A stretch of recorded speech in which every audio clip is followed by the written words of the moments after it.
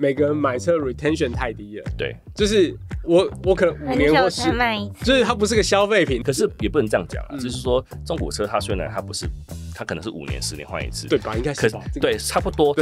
可是它却可以养活台湾很多的车商跟公司，还有融资公司，难以想象，因为量很大，对不对？量体其实还是你觉得一年大概中古车卖几十万台啊？我早上有看数据，就是我们讲过户数大概是73万，4月份的话73万辆，所有的车子，哇，那难怪可以养活这么多了。对，73万。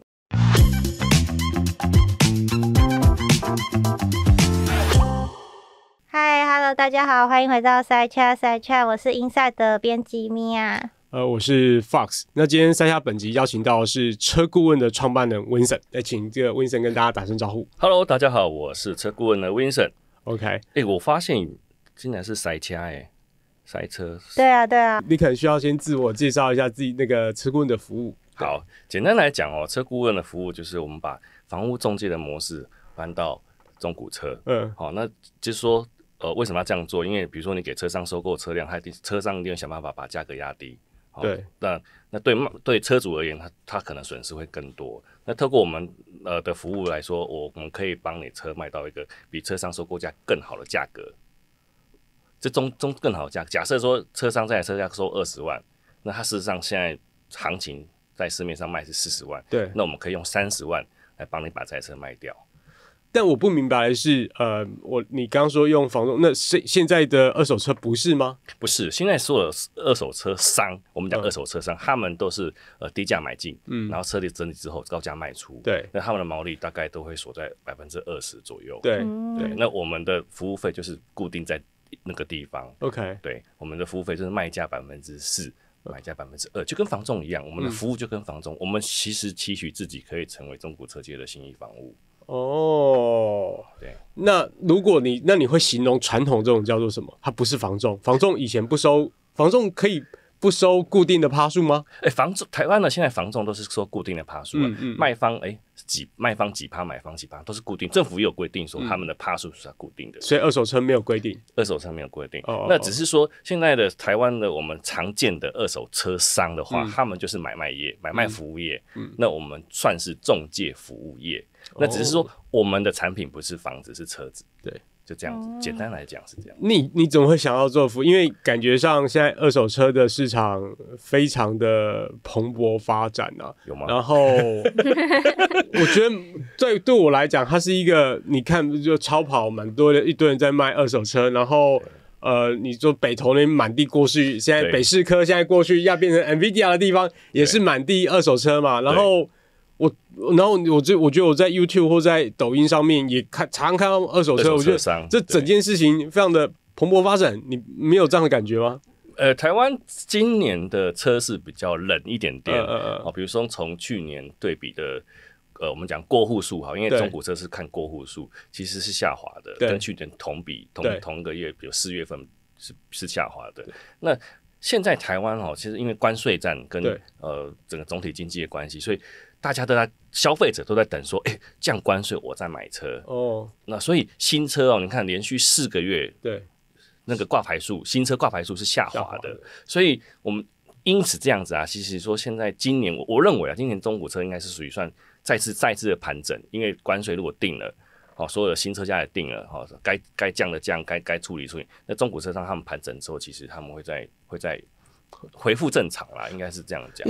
所以意思说，之前应该是一直都还蛮不错的在疫情期间真的是他们赚得盆满钵满。真的中古车商为什么会是疫情？为什么是疫情会让中古车很赚钱啊？因为疫情期间大家还记不记得很多新车它无法到港，所以大家有急要用车没有新车，没有新车可以卖嘛，因为没有晶片嘛，然后呢，中古车行他们就有很多的车子，因为车子其实跟期货一样，如果期货可居的时候，它的末端售价就会调高，对，那如果突然这台车新车突然大爆满进港，它就可能会往下调，对，因为需求嘛，因为大家需求都台湾的市场就长这样，它如果某一款车它进了1000台，那大家的需求，那我去买新车我想要买中古车。那在疫情期间也是因为没有新车，所以中古车这时候，第二个原因是因为大家不敢搭大众交通工具，想说啊，那我就买一台代步车。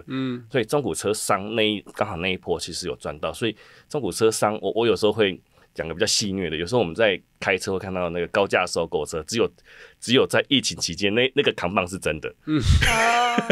对。所以那为什么你会过去我最认识你说最早可能是在类似 KakaFly 啊，或者是乐升科技之类，对，那虽然都跟网络广告，但离车子有点远啊，为什么会想做这件事情呢？减灾咯吧，其实它是一个美丽的误会啦，因为其实我离开乐升科技我们自己成立另外一个数位接案的公司，那有个客户说，你可以帮我们做一个中古车爬虫系统吗？那他想要爬的是全台湾所有的中古车网站平台的数据，把它捞下来，他们要做分析。然后那时候我在写 proposal 的时候，我在家里写嘛，然后在写量，我就说，那没人在做中古车的催挖狗。我当时是这样讲的。好，因为我觉得，这个数据是很好用的。好，只要透过分析，好，那演算法基本上它的数据是可以变成黄金。好，那主要黄金的原因是什么？我可以买卖差价吗？没有，就是说，应该是说我要帮助消费者更快速的买到一辆它符合它的车，然后透过演算法，比如说我把 Google Map 的评价拉进来，然后我就可以告诉消费者说，比如说我要买2020的 Artis，那我要去哪个车商买是最好的？好，那因为车商呢旗下有很多业务，他就会同一台车他会重复泼很多次，所以我们会透过演算法只会让他看那台车只会让他出现1次或2次，所以消费者在看的时候，他就可以不用在889也看ABC 好什么好 SUV 所有的平台看一轮，不用透过我们只要在一站就可以找到他要的车，这是我们当时想要做的。But 我犯了很多创业者常犯的错误，就是先射箭再画靶。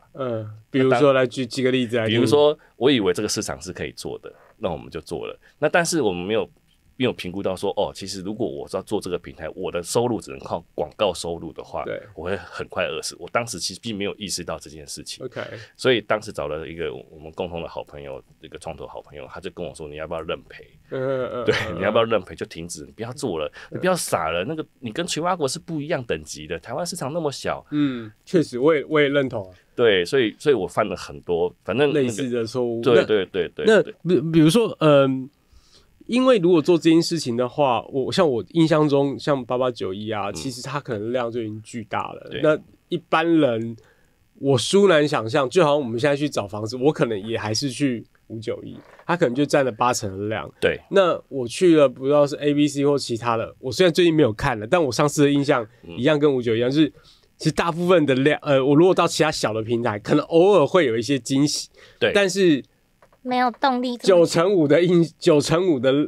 的物件可能都蛮重叠的。其实数字科技是一个很棒的平台啦。对，我必须讲，他们做了很多很棒的平台，但是他们的收入都是靠广告收入。我播一台车就赚到，他们是对我来说，他们是 easy money。对，他们而且他们平台也不太需要控管那个车有没有是不是真实来源。对，你只要有一个行照一个车身号码，你都可以随便乱播。对，所以他们平台其实。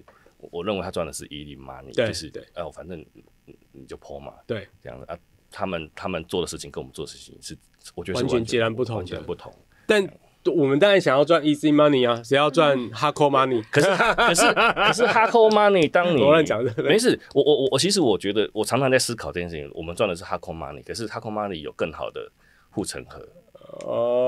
对 ，OK， 但我另外一个困扰是，实际上对，就像你讲，第一个是车子，我可能会看到好几台，其实是一样同一台，对。但我觉得消费者的真正问题是，其实我不知道这几台车到底差在哪里，因为对我来讲，都是白色的 Artis， 都是2022跟2021跟2020，对，然后。其他看起来差不多啊，除非我得到现场去看。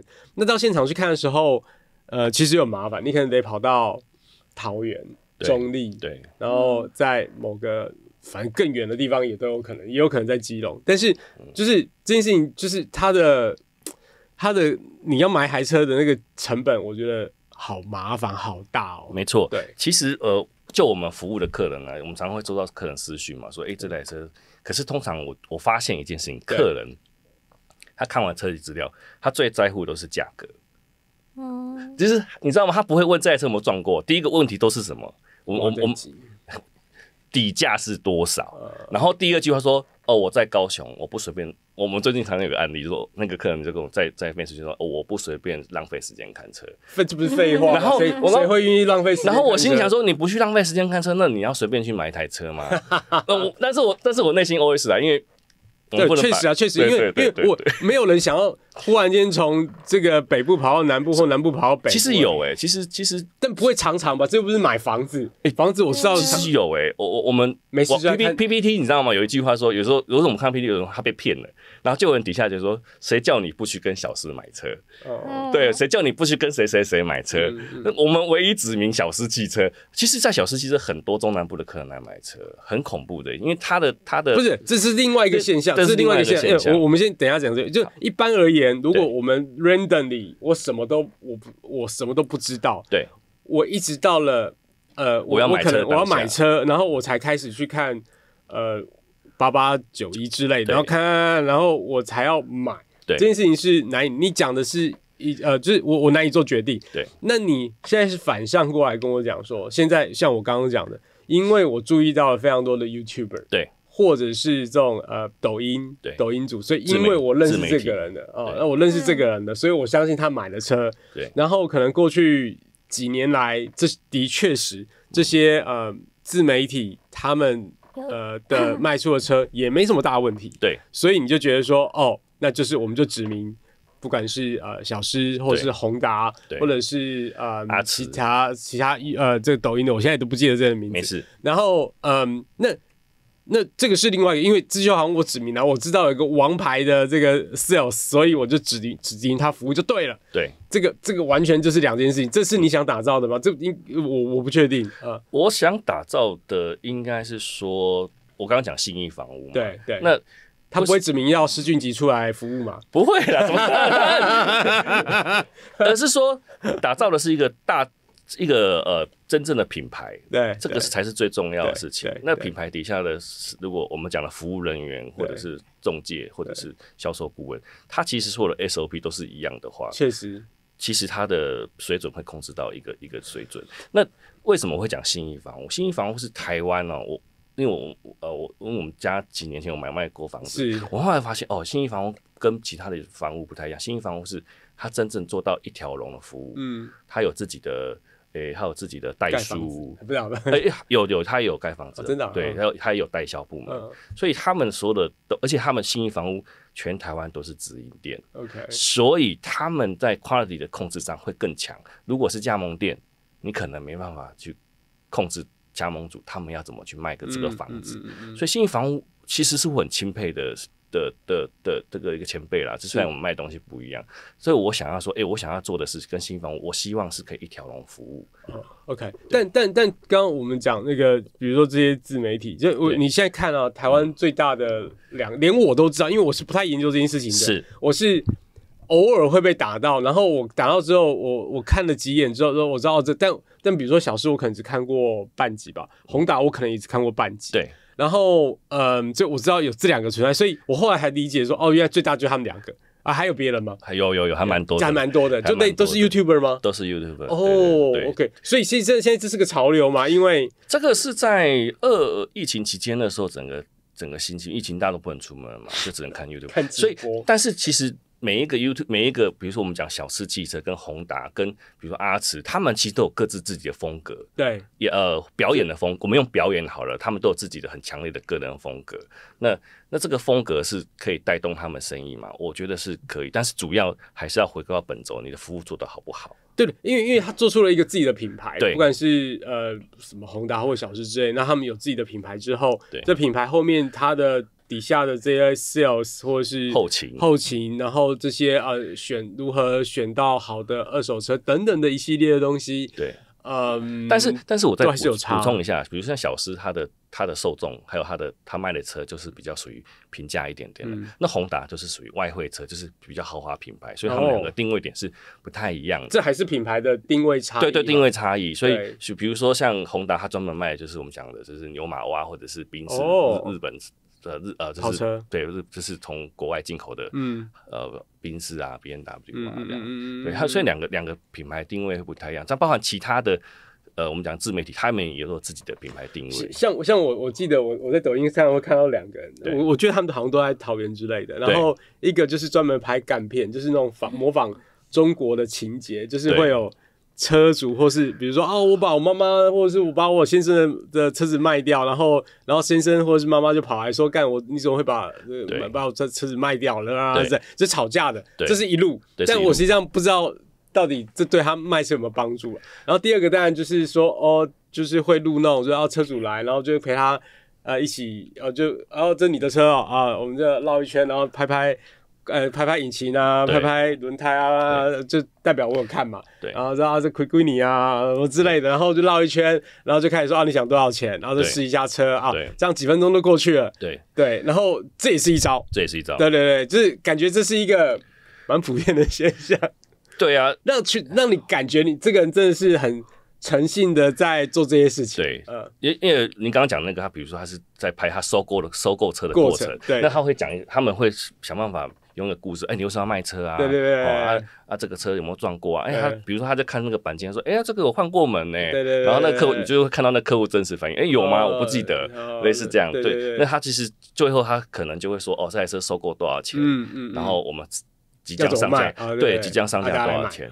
对，那其实消费者是因为现在是短影音当道的时代了，大家真的很喜欢就滑就看，就停下来，他刚好是他要的资讯。对，那透过其实不管自媒体对车商来说，就是他们散播他们的他们车子的品牌跟对的一个媒介啦。我觉得是这样子。OK， 那据我理解，你应该最近没有做了。我们最近比较忙，我们只有3只小猫，所以你要拍片剪辑，然后都是我一个我有另外同事他会写脚本啦，那我们会讨论，然后我们就上场。那我不怕各位笑，我得了一个看到镜头都不会讲话的病。但镜头一关掉，干话一堆，然后镜头一打开，干话都不见了。可是那你觉得，那现在假设这是一个获取流量的管道对。那除了这之外，就是说，你觉得你现在这个服务的模式有什么东西是赢过？应该说，你觉得是自豪，或者是绝对是特色？第一个刚刚房仲，这它是一个固定的趴数，你们不是靠压低收购二手车的价格来想办法这个创造毛利净利。那你呢？其他的呢？其实我一直在用房仲就是说我们其实买卖双方是绝对对立的。对立的方式是说，买的人想要很低，卖的人想要卖的很高。那我们想办法在中间取得个平衡点。那其实我们会做一个别的车行不太会做，我们会做卖车咨询的动作，他会把他的车子的资料、行照还有照片给我们，那我们会帮他做相关的分析，比如说这台车大概行情是多少，那车商大概会收多少。那另外一个我们有那个拍卖场的资料去抓拍卖场这台车收购的价格，那收购价格就知道说大概车商多少钱会愿意收购这台车的标准。那我们再去找末端售价的分析，然后跟他说，你这台车如果用这个价格卖会更好。那就看车主本人。如果说车主说这么高那是不是？那通常车主会问我说，那多少天会卖掉？我们通常跟客户说，我们目前的平均销售期数是25天。对，因为有些有长，有些有短嘛，有些运气好，有时候买卖这是一个运气跟缘分，有时候隔天就卖掉了，确实，那有时候需要1个月到2个月。那其实我觉得，不管做任何的服务，其实诚恳是最重要。我没有别的招，我就是诚恳。对啊，我们只能走那种诚恳大叔路线，就是跟客户去说服啦。我记得二手车价有一个很有趣的现象是，大家都会看着某一本印出来的圣经来做参考价格。对，但为什么会是这样？它是什么样的公信机构啊？它其实有2本书，大家最常听到的是天书。天书，对，那天书，它名字就叫天书，它的名字真的叫天书，对，二手车天书，哇！然后那本书就是我们讲的是融资公司在看的，所以就大部分那本书会出现在车行。那如果他有做融资公司的借贷，那他们就会看那一本，因为融资公司他希望多借你一点钱，所以他的金额就会相对高。比如说这一样我随便比喻，比如说2020的 Artis， 假设这台车它可以，我们讲贷款金额，它可以贷50，那权威可能只有45。OK， 对，那权威是银行在看的，对，所以银行他们所以另外一本叫天数，一本叫权威车讯是银行在看的。对，那车商在收购车，他是一定是看权威，他不能看天数，因为一定是往低的走嘛。那为什么他们是天数？他们为什么是权威？就是说，他们什么样的资格让他们得到了这一个定价权？定价权其实是应该是说，他们会有权威，不管是权威或天数，他们都有一个顾问群。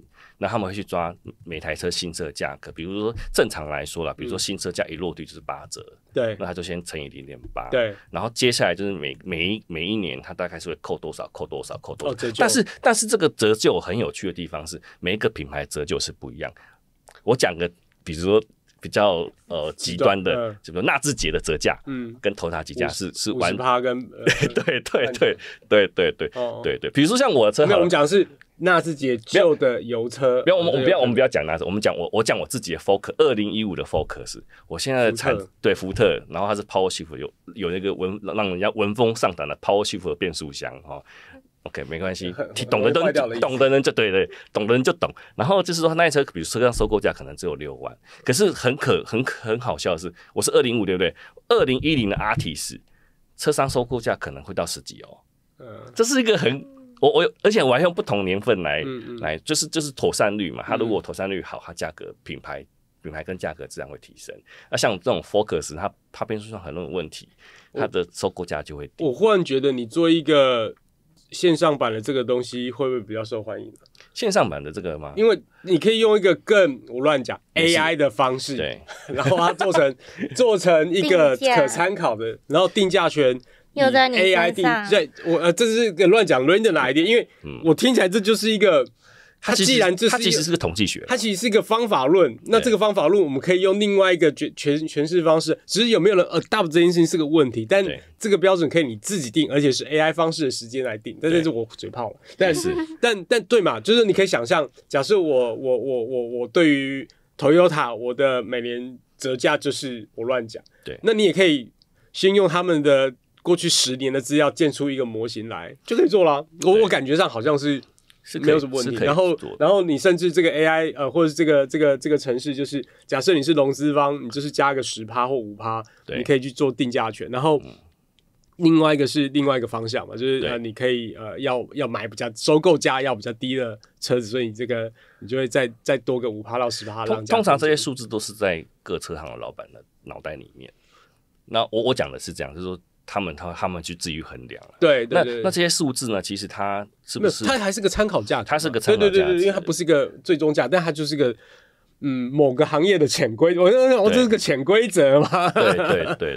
OK， 我觉得是可以做啦。那比如说我们之前有做一些爬虫系统，它其实如果让它重新运作，那 data 会更。所以话说回来，这听起来最适合做，感觉是8891啦，但他可能不想破坏皇城内的和气，应该是对，因为他理论上，其实他们自己也有做估价系统啊，他们其实都有做，其实8891做很多事情啊，他们这2年也有做，比如说你输入某一台车，你要买什么车，他就会跟你说建议售价是落在什么，其实他搞不好对，他们都有做，这些理论上他们应该一定有做，他们一定有做，对，因为他们的 data 应该是比我们的好几倍。但因为他们可能也没办法 trace 到真正的成交价格，因为我感觉上成交其实都是到我看了这个 listing 之后，然后虽然说88万，这个大部分都是面议或干嘛的，对，然后你就是到了那个车行还知道说，或者是我出发前我要先传讯说，有没有这台车？结果发觉靠腰也没有，这个是很常见的，很常见。我记得我们啊，就是客人会打来说，有没有这台车？然后他就很紧张，他说我都被骗好几次。然后我就说，那你加我们官方来，我就直接拍给你看，在不在这样。但我觉得你这件事情，应该说这件事情的不好的地方在于，每个人买车 retention 太低了。对，就是我可能5年或10，就是它不是个消费品。然后我下一次要再用到的时候，可是也不能这样讲啦，就是说中古车它虽然它不是。它可能是5年10年换一次，对吧？应该是吧？对，差不多。可是它却可以养活台湾很多的车商跟公司，还有融资公司，难以想象，因为量很大，对不对？量体其实还是蛮大的。你觉得一年大概中古车卖几十万台啊？还是我这是乱讲的？我早上有看数据，就是我们讲过户数大概是73万。4月份的话，73万辆，所有的车子，哇，那难怪可以养活这么多了。对，73万，我们讲过户数就好了。对，因为我为了把 case， 我把所有数据翻出来看一遍，你也不用背了，就感觉一下大概是多少。没有，我很怕讲错，然后底下留言说这找这个普通工胡大，你也找这种普通工？对，因为我每次我也看我们频道有一种特色，就是他们会知道其实。如果以我讲话都是印象派，因为我看的东西太多，我不会把每个数字都背起来。对，所以大家可能也比较习惯。对 ，OK。那我们看到有一些报道是说，还是你可能在哪里有看到说明说，你跟小狮，因为实际上我有去过你们的服务中心，然后你们其实是跟小狮在一起啊？为什么？因为其实是一开始，我刚刚前面有讲，我们之前有做一个类似中古车的吹挖狗嘛，然后其实我那一天跟投资人聊完之后，我其实下午就直接去找小狮，刚好他有空，我就跟他聊了一个下午。这是原本就认识的人吗？没有，对不起，是陌生开发。陌生开发，我就觉得运气很好，他也愿意见我嘛，然后我们就聊了一个下午。其实因为他当时见到我。因为我就跟他说，我做这个垂发狗怎么讲？他说，这个很好啊，这不错。但是他就讲很多的盲点。他说其实你应该要怎么样？他就提供很多在网络上找不到的资讯，因为他是业界的人，他待了20几年，他知道要怎么去抓行情是最准的。对。然后讲完之后，我们就蹦出说，我觉得有个东西我之前有想要做，叫 C to， 就是 C to C 的买卖，就是车辆买卖不要透过车商。然后我想说，从一个车商的嘴里面吐出这个 idea， 很酷，很惊人，去中间化，对，像狂用 AI 的工程师一样。对。然后我就想说，可以因为他的理论说，你卖掉一台车，你就赚那个服务费，买卖，我觉得很好，所以于是我就缠着他说，我死缠烂打跟他说我想做这件事情。然后一开始他应该觉得我是玩票吧，然后他也是想了很久，后来说好像一阵子之后，他说，因为我那时候是每个礼拜都去找他，就是缠着他，我说我要合作，我想要做，然后我就拿比如说网站的 WiFi 啊，然后架构啊给他看这样子。那后来他就说好了，那我们来做。那其实他一开始比较担心的是说我会抢到他的生意，就完全没有，反正是太大了，不是，其实做到1-2年之后，我们。2023年成立嘛，那做到现在其实没有，其实相辅相成。我跟车商绝对是好朋友，不会是敌人。因为什么？当你要卖车的时候，有一个重要的，你有没有缺钱？你缺钱就一定是找车商，因为车商可以马上的买断你的车子。那你不缺钱，你看反正这是家里第2台，就放着，我就让你慢慢卖。所以其实我们跟小狮汽车常常有时候我会跟客人说，因为我们就是卖车咨询，那如果他很急的用钱，我说你要不要去找小狮汽车卖看，这个是我常做的一件事情啊。那有些车子小狮收不下来，他就会说，那你要不要找车顾问先放着？对，没有顾看，因为这个车可能我们卖会比较好。对，那我们就觉得，其实它是个相辅相成的。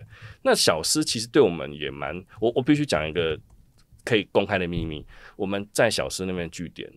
其实小狮算是我们另外一个层面的天使投资人，他提供的场地是没有掐取任何费用，用场地，对，然后也没有掐取说，我要跟你拿多少股份，完全没有。他其实是真的想要让我们就是我们这个新的模式可以经营起来，所以包含他有一年很酷，他就突然开我们那是货柜屋嘛，他有一年就说，我们是2024年。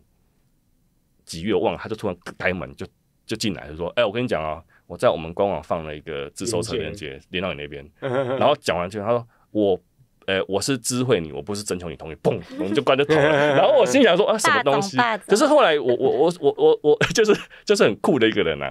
对他虽然荧幕上就是一个很欢乐，可是他其实是个很哀的人。他讲话都很直接这样。然后他对我，然后我后来就想说我可能通过他考验了。他觉得，我为什么我的成绩一直就是好像有成长，但是又没有很快。但是到今年，我必须很骄傲说，今年我们的成交速度有跟往年比起来是翻倍的，更快的。所以你们有主打一个叫什么认证自收车，其实这听起来像你刚刚想要讲的，就是房仲的模式。那就是你可以再叙述一下，就是跟其实这可能就是你刚刚讲，但认证在哪里？我简单讲哈，就是说我们所有上架前的车，我们都会做212项的检查。那我们先从最基本的板件，每块板件的数值，我们都会把它量出来。比如说为什么那个数值会特别的厚？那它可能有烤漆、有补土。那为什么那块板筋特别薄？这不是很我常有听过，比如说什么莱茵认证或是什么，我不知道有没有 SGS 认证啊，但就德国莱茵认证，德国莱茵还有其他家的，其实有其实我们在创立初期啊，其实我把全世界所有的认证书都翻出来，然后我就在想说这些认证书的差异点在哪里？就只有 yes 跟 no。什么叫 yes 跟 no？ 就是说这台车是不是重大事故车，是不是泡水车，没了。就是所有的检验结果，就是他看完一轮，他说这台车哪里板件有凹洞，然后最后的结果是这台车是不是重大事故车，不是泡水车。那这个资讯是很 rough， 对我们来说，当我越了解这个产业，我觉得这个资讯其实是很 rough 的。那你最终消费者还是要来现场看车，才知道有什么是他实际的状况。所以我们做了一件事，我们把所有的车子里外就翻过看一遍，然后透过数据跟你沟通，比如这个我们换过板件，我们包含连轮胎胎纹的深度，还有它什么时候出厂的，我们都告诉你。因为为什么？因为一台轮胎大概使用的寿命是6年嘛，那6年如果那个车主很抠，有没有？他的那个轮胎用了8年，然后还很厚，可是这个轮胎其实基本上是不好，就是我们会建议他更换。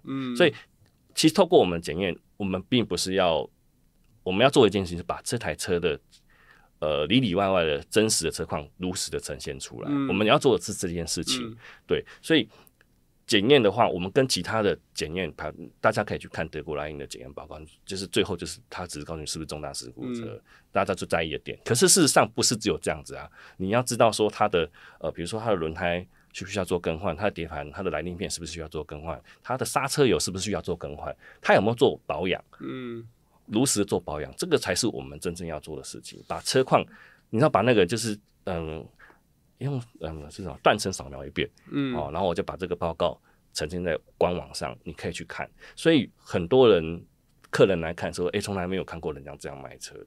所以我现在如果找车顾问，就找你们的官网。对，就会找到你们现在 listing 在上面的车，然后就看每一台车上面的212项的认证。对，对，所以这个认证是很多人210项可能就是比较 rough，那我们200项是实实在在每一项都跟你说。人们真的会每一样去看吗？我认真讲没有，因为现在我跟你讲，我每次看那个 GA 数字，我想说。可以这样讲，林北做的那么辛苦，为什么你不去登录看一下呢？不是原因是因为就好像刚刚讲说，人们其实没有办法理解这么多事情。我在担心呢，就是说，我虽然你做212项，虽然来宾面很重要，但对我来讲，还不如车价是个30万或20万，因为来宾片我可以想办法后来再换嘛。对，但是问题是你车价就下不去嘛。对了，应该是说，车况透明的情况下，对，那因为我们来我们这边买车，我们会告诉你哪些地方要做更换，我们就直接告诉你。然后车价要心理上车价就把它加上去。不会，我们就会我说心理上对我来讲，因为我要换这个轮胎嘛，这轮胎可能我不知道2万块，对，那我4颗8万块，那我没有啦，轮胎没那么贵啦。对，我乱讲的。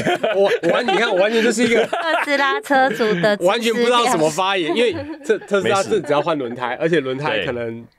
我现在只换过2次而已，然后是没有我没有保养过真的对，所以这件事我已经超级陌生了，就是我连轮胎多少钱我说好啦，就这样子。但我的意思说，因为你的车价本身是个透明的，然后这个又透明，就你对于人们的心理负担其实是蛮大的，资讯处理量对，其实还好来看车的。我说真的都愿意搞成这样，对不对？对，他说他们都愿意。那其实我举个例子，比如说我们上个月还上个月教一台车，然后他很有趣，那台车主开车技术可能没有很好，他的从保杆到右边，它一条就是一个很大的线，然后跟我妈的车一样。对，我不是，我想讲的是说，所以他的车价就会相对低，因为我们必须要跟第一个我们先跟卖家沟通说，你这个卖相真的不好。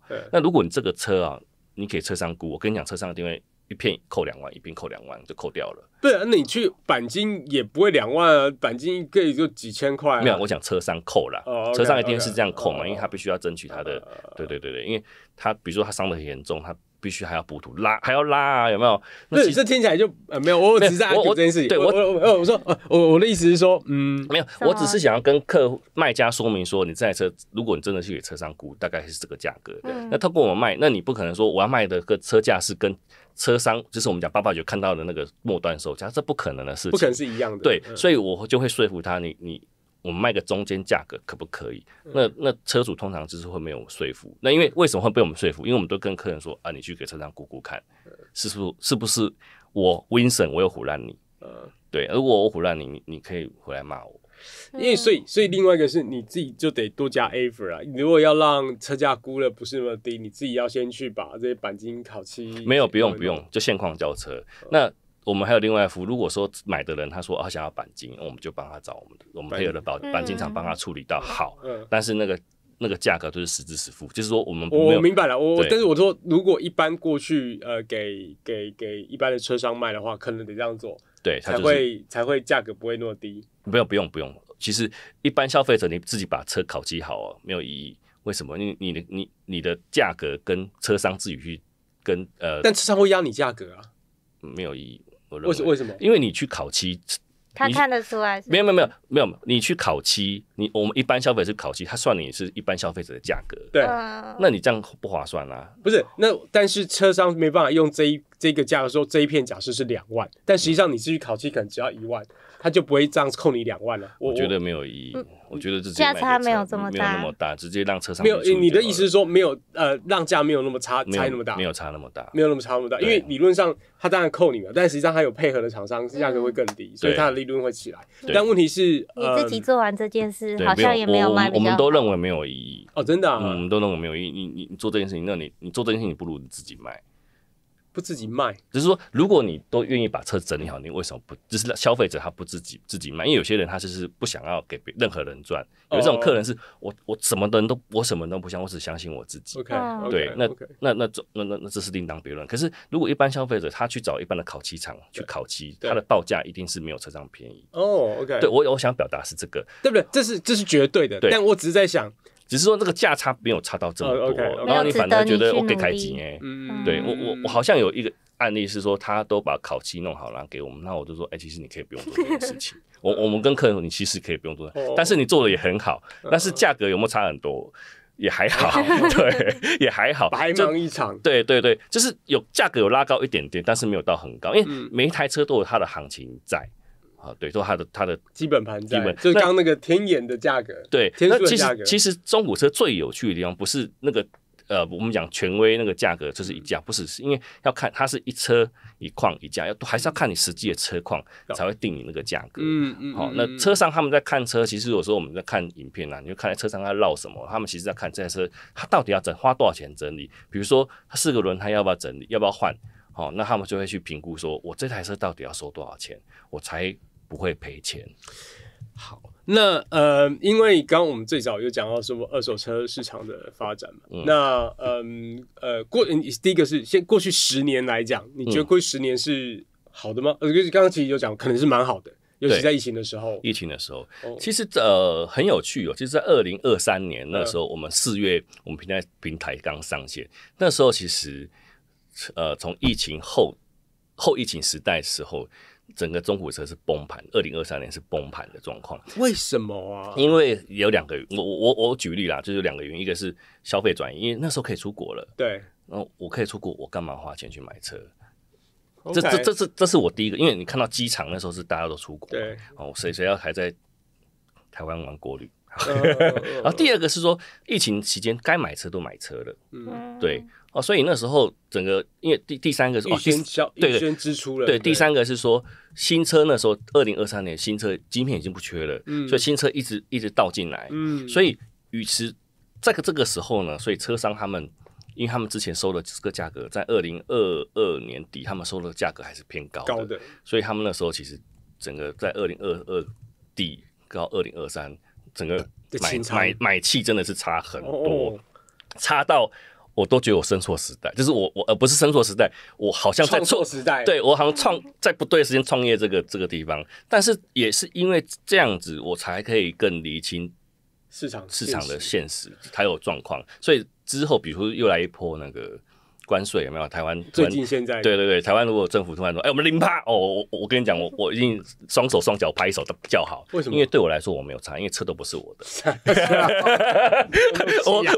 我就很对啊，就是以自私的角度来讲，因为你看他突然0%，其实假设新车也降价，因为关税关系，因为那些不该被保护的车商嘛，有没有 ？OK， 那可能就会影响到新车如果降。中古车就是势必会崩盘，可是我相信政府不会做这种决定的，我相信了。Well， 不知道，我希望他做了，但是不是啊？你要政治这么不正确吗？我希望他做啊，因为但你有看到日本有这样做或韩国有这样做？韩国没有吧？韩国应该很保护自己的汽车产业吧？但是韩国的做法，我如果我记得没错，韩国他们扶植现代跟台湾扶植裕隆方式不太一样。但没有，我的意思是说，因为他们现在理论上 Kia 跟现代好像外销比较错嘛，对，那所以他有没有那么拉高自己的保护车？现在还是保护的，还是嘛？对，韩国还是保护的。那日本呢？不知道。日本我老讲我不熟。因为理论上我只要把台湾搞定就好了。因为理论上日本也很强，对，所以他需要保护自己的车的。没有，日本比较特别，是日本买车你必须要有车位啊。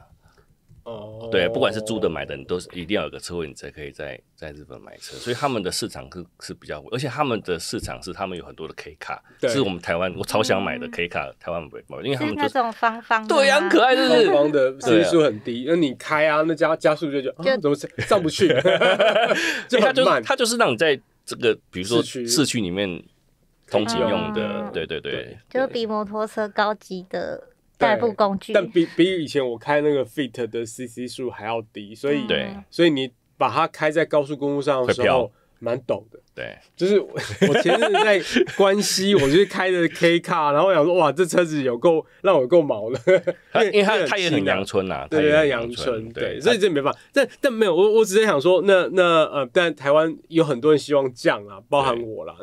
但这个会冲击很多事情。第一个当然就是本来有国产车的员工，那就是第一个。那第二个是我之前没想过，原来二手车这也会大受影响，原因是因为关税降，大家买新车就好，我刚刚买二手车。其实我们不要讲说关税之前了，比如说有些某个厂他们很喜欢在某一个节期突然大降价，那突然大降价，你知道那个车商就会跳脚，对，跳脚会脏话满天飞，说怎么又这样搞？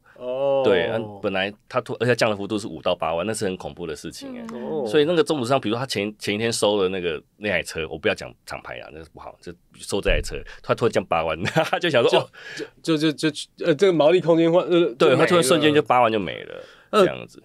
对啊，但我之前记得有一阵子是，比如说在刚刚我们讲那几个车厂二手车商之一，然后我就记得说在疫情后，他们就说某什么这种保时捷啊或者什么之类，他们进的车子都库存销不掉啊，然后就是因为疫情后的关系，这件事情一直持续到现在都还是。现在应该比较就算还好了，现在比较麻烦的是关税了。以2024年算是我已经盘整。就是去年已经盘整到一个阶段，那2025就突然来一个我们川普爸爸有没有？川普大哥突然对台湾那个股市又突然崩了一下，然后又对，其实整个总体经济、整个总体面向我看是偏冷的状况。然后包含现在中古车上很多是收不到车的，因为新车没有动啊。对啊，新车没有动，大部分。除了第一次买车，大部分买车之后我有换车的需求。可是当我没有换车需求，是我想换，可是我没有钱换的时候，中古市场反而车源变得很少。OK， 但是他这时候车商更尴尬的是车少，车商也不会高价购，因为高价收购，因为他还要考虑到后面的关税未知数突然降了几%，他可不可以承受得住？所以现在是一个很诡谲的时代，很诡谲的时代。可对于消费者来讲，这搞不是个好事，是好事，就是因为我的选择更多样，不论我要买新车或者二手车的价格都有可能。但是现在的阶段是所有人被都卡在咽喉里面，都动弹不得啊。我想，因为不知道下一步，对他下一步，然后不知道卡多久啊？对啊，你看几月他宣布我们有几天，90天，90天快到了，快到了，对啊，那90天过后到底会怎么样？都不知道，所以大家都在等啊，所以消费者在等说，我就是他妈等政府零关税，有没有？对对啊，所以大家都在观望，所以现在中古车市就是我们刚看到米娅查了，日本是零关税哦，零关税对进口日本的汽车，哇，傻眼，因为丰田可能他们太强了，所以就是他们不需要保护。我现在不需要保护，我们就丰田世界第一，我们不需要保护。对，我大丰田就是赞，确实。好，那接下来呢，就是你有打算接下来，比如说怎么演进你们的服务，或者是要做哪些计划呢？其实我觉得未来要做的事情，就是除了募资以外，我们要把 SOP 就想办法定下来。就是现在没有 SOP， 先有，只是说现在因为我们历经了快2年多的版本定下来，对，版本定下来，然后看能不能把它规模化。但是规模化之前就必须要有 money，不然我们就只能窝在小司汽车里面。OK， 因为其实我觉得台湾的创投，全世界的创投其实都很现实啦。对，那比如说有创投你一年卖多少台啊？怎么那么少？可是其实这背后是需要很多的努力。但是其实创投它不是看你努力的过程，它是看你结果嘛。对，必须讲。比如说我很畅销说我现在从无到有是卖52台，我的交易金额是2400万。然后说创投说然后呢？对，这是个很残酷的事情。我以为这个阶段还在天使阶段，没有到创投阶段啊。没有天使也看不起我因为天使都去找 AI 啦，谁要找我这种做工的人？赶快加一点 AI 元素啊！没有啦，因为确实，对啊，就是因为我们不是在浪头上啦。其实我又觉得很有趣，我创业蛮多年，所以我们那时候历经什么比特币时代，虚拟钱包，然后到那个 VR，再到什么那个 AI 那个。对 AI， 那这一路过程当中，其实我那时候在做，你为什么你不把你的服务加上比特币？什么区块链？区块链风味。对，为什么不把它区块链？你把你的检验报告变区块链，你就可以捞钱。我说做区块链可以干嘛？以我的小脑袋瓜，确实，我会觉得没有意义啊。这样，那其实我必须讲了，今年的 AI 真的是应该是我认为比较看得到如果投资人他想要获利的方式会比较好啦。那车顾问会不会导入 AI？我也还在思考，只是说目前我的时间其实被绑得很紧，对，所以我有时候我觉得我们创业者最珍贵的是时间啦，我必须是这样。有时候很渴望说，我有个3小时可以好好的静下心来思考接下来的事情。可是因为车子一直来，那我们就必须要去面对做销售，或者是做接洽、卖车咨询。那其实还有很多琐碎。只是说我现在目前第一个是我想要把卖车咨询的工作看能不能把 AI 化，我可以用一半的时间。这是我目前在做的事情。可是因为我要想办法把很多的 data放进去，我还在思考这件事情要怎么做，也不会违法，因为有些数据是在别人的公司里面，我不能乱捞。对，当我想要做一件事情的时候，我要想到我会不会犯法。对，我不能就硬干这样子。OK， 对。你最近工作之余，你还工作之余有做些什么其他的运动吗？或休闲吗？没有工作之余这件事情，就是工作，都是有工作。我最近有在看一本书，叫《峰值体验2》。OK， 对，因为我还有1，你有看1吗？没有，我直接看2了。我想说有新的干嘛看旧的？没有，开玩笑。这样说，没有，我就想说，因为我看到很多人推荐嘛，然后我就想说，那我买一本。我过年稍微有看了一下，因为其实我也在思考说，我们的服务流程要怎么样可以更好。那其实这本书，其实我还没有全部看完，因为我能静下心来时间不多。对啊，所以我就想就是说，我觉得原来可以这样做原来可以这样规划。我怎么没有想到这样的东西？那休息时间就是睡觉吧。OK， 对，我的休息时间就是因为我现在还有教会的服事嘛，所以我的时间其实被拆得很。不，教会服事是什么意思？就是礼拜天可能要参加活动，对，参加教会的活动，没有，不是活动啊，比如说不是啊，礼拜天都教会会有，比如说我教会要去帮忙控简报啊，然后今天晚上还有我们有一个很特别的小组，就是都是大叔，都是男生，然后我们就是吐苦水骂老婆啊。原来如此，我想说没有啦，然后讲完之后就感谢主，没有啦，没有，他就是一个信仰上的一个。是做围成一圈吗？没有啦，就我们这个群组是坐在沙发上，就差啤酒跟咸酥鸡。哇！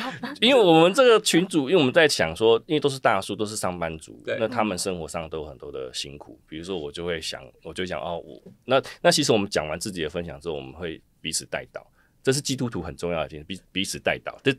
我帮你祷告，比如说，我希望肖尚农比如说他的事业可以蒸蒸日上，然后比如说米娅可以长高5公分，类似。哇靠！哇！我跟你讲，这段要不要剪掉？对不对？没有，我就是彼此带导。米娅已经觉得20年没想过这个问题了。没有，对不起，我有点冒犯。我只想用比较诙谐的方式来讲这件事情。但我只是。但我只是在想说，其实这是一个很重要的心灵的支柱啦。对。然后我觉得信仰本来就是一个非常所以你相信你从小到大就是没有我是29还是30岁才受洗。因为你知道以前呢，我们其实在以前我们在访谈的时候，其实我们都会聊说你信仰什么。我们很久没问这一题真的。因为我们过去问大家都是拜拜，而且他们是看到什么就拜，而且我们大部分人是对看到大部分其实没有真的因为道教嘛，所以你看到不管是妈祖或什么本体上，对，那好，那我觉得这个可以探讨一下。那为什么是到了某个年纪之后，忽然间觉得我应该要，这叫做转换信仰？其实也没有，这故事很长这是一个洒圣水的故事吗？没有不算是其实我小时候是给保姆带大的，那保姆他们是基督徒，所以我小时候有去基督本来就教会有接触过，所以其实我不排斥，只是说因为保姆他们移民去巴西之后，我回归原生家庭，那我是阿公阿妈带大，他们都是拿香拜拜的，所以我也曾经经历过到处拿香求神拜佛的事情。那其实。那是对我来说心里是不踏实的。那所以有一天，因为我小学同学他是基督徒嘛，然后他一天到晚就会找我去教会，我都把你转化，对，还要不是转化，还是度化吧。他说：“我对上帝的门票差一个了业绩，没有，不是，应该是说这是有业绩的，没有业绩，我乱讲的，呸，那时候听到会逗我，不是我没有问题，我就完全不知道，然后有个人跟我讲是有业绩的，没有，我只是用比较诙谐的方式，只是说他就是希望我还是可以信主啦。那对我来说，我有经历过一个比较大的冲击跟。或者是神迹，那其实在我内心里面，我就开始思考说，这个世界上是不是真的有一个独一真神？他会听我的祷告。那因为经历过那件事情，我就决定，其实我受洗的决定也蛮随便的啦，蛮好笑的。就是我小学同学他生了他的长子，我们基督徒就是要婴儿要祝福受洗嘛。那他就跟我他说，你可不可以来参与我就是这个喜悦？我说好啊。那我也不知道哪来的人。就是突然说那我就一起洗一洗，就这样子，洗一洗，就是我有看过之前有看到梅华，他也好像有受洗的照片，就类似的，就是但我有看过是整个人要进去那个受洗有很多的不一样，有是点水礼，像长老教会是点水礼，就是头点一下，有些教会是他们有准备一个很大的浴缸，不管是对把你套进去，那个是在这你也知道，这个是在新约圣经在。他们是在是什么约旦河还是什么河是在里面受洗的，所以那个是他们的传统那台长老教会就是点水，就点一下水，但是主要他是要问你3个问题，你是不是真的相信这个独一真神？你要确信嘛？对啊，他们其实主要那个10个，我认为我这样讲，我有看过还有一个洗脸。对不起，我一直在自重这件事情。洗脸没有我好像没有，这只有我点水就是点水里洗脸。我不知道那什么宗派。对不起对不起，是因为基督教的宗派太多了啦。对 ，OK， 所以主要就是受洗问你3个问题，就是问你是不是相信上帝啊？主要是主题啦，是说要确认啊，因为其实要确啊，对啊。其实我觉得基督教最有趣，我觉得不是最有趣啊，最让我觉得幸福的地方是说，他虽然我生了个假设我生了个小孩，我帮他做祝福受洗，他长大之后，他必须要再自己在自我艺术再洗一次，这个是让我觉得还蛮特别的。不是爸爸妈妈决定我的信仰，是我长大之后再确信，对，再坚信这样，对，那我感觉上基督教有很多类似的活动比如说心灵支持的，然后比如戒毒、戒烟、戒酒的。我感觉像刚刚那样的活动是做一圈嘛，国外比如这样支持会，支持。长老教会。我们的教会，你是长老教会，我是长老教会。你是长老教会，我是长老教会。所以长老教会比较少，长老教会现在比较做的就是就是把老人聚集在一个地方，然后帮他们安排上课，或者是共餐，这样子。那年轻人的话，就是他们可能会安排比如说大学生教高中生功课，确实类似这样的活动。但是基本上他们就是用其实信仰，其实基督教就讲信仰生活啦，生活跟信仰是在一起。然后你回到教会，其实就像回到另外一个家，它不是一个场域。那教会并不是真正讲的，我们讲教会，我们3个人在一起聚会，它就是教会，不是那个硬体。对，他在乎的是人跟人的关系，还有我们跟神的关系。如果我讲的没有错的话，希望上帝不会惩罚我会害怕。我这是很临时问的，没事，因为这个我也没有做研究。好，好，那我们今天感谢 Winston 跟我们聊这么多。如果大家接下来有买车、二手车的需要，欢迎上这个车顾问看一下。对，谢谢大家，拜拜，拜拜。